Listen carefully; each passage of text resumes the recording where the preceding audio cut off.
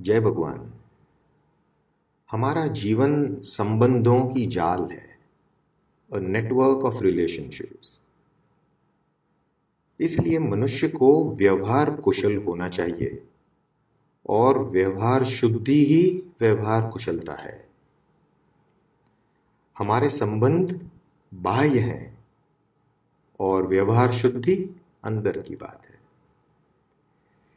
इसीलिए पूज्य गुरुदेव व्यवहार शुद्धि को लेकर कहते हैं, मैं व्यवहार शुद्धि को प्रथम स्थान देता हूं।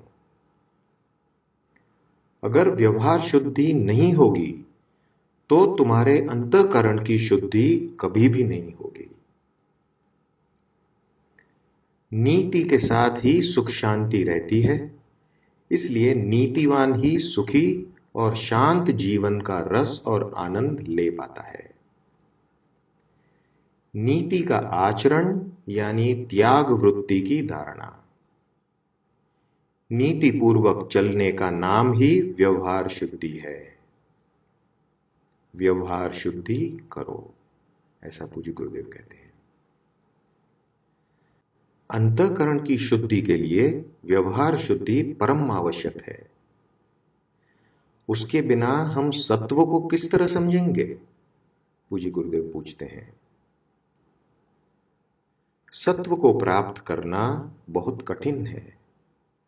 उसके पात्र बनने के लिए अंतःकरण शुद्ध होना ही चाहिए। व्यवहार शुद्धि न हो तो 10 घंटे तक समाधि लगाकर बैठो तो भी कुछ कल्याण होने वाला नहीं। आध्यात्मिक जीवन में व्यवहार शुद्धि की परम आवश्यकता है। व्यवहार की जरा सी भी अशुद्धि हमारे अंतःकरण को पतित करती है।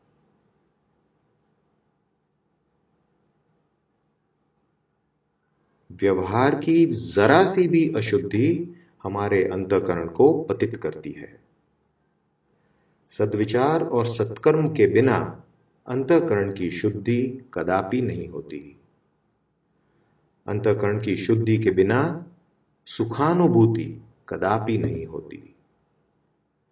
अशुद्ध मन में ही दुख और अशांति होती है। मन शुद्ध तो सर्वत्र आनंद। मन जितना शुद्ध रहता है उतना दुख कम, क्योंकि दुख का कारण बाह्य संयोगों में नहीं पर अपने मन की अशुद्धि में है। यह समझना चाहिए कि दुख का कारण बाह्य संयोगों में नहीं पर अपने मन की अशुद्धि में है। दुष्कर्म का क्षय होता है तब अंतःकरण की शुद्धि होती है।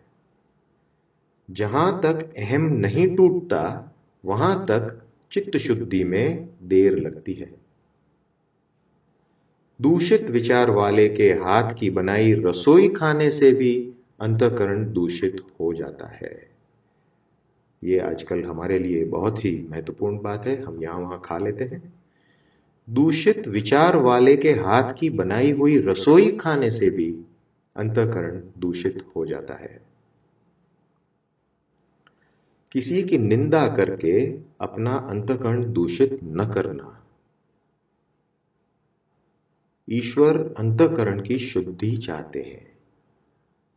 जब अंतःकरण शुद्ध होता है तब उनकी प्रेरणा प्राप्त होती है।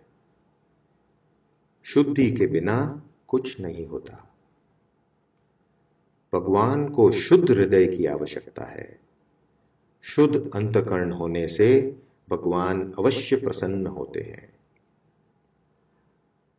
भगवान को बाह्य आचरण की जरूरत नहीं, केवल शुभ इच्छा से ही साक्षात्कार नहीं होता। शुभ इच्छा और शुभ आचरण दोनों नितांत अनिवार्य है। शुभ इच्छा और शुभ आचरण दोनों नितांत अनिवार्य है, गुरुदेव कहते हैं। शुभ आचरण के लिए सावधानी पूर्वक सतत पुरुषार्थ चाहिए। पूज्य गुरुदेव कहते हैं, संस्कार को तोड़े बिना चित्त शुद्धि हो ही नहीं सकती।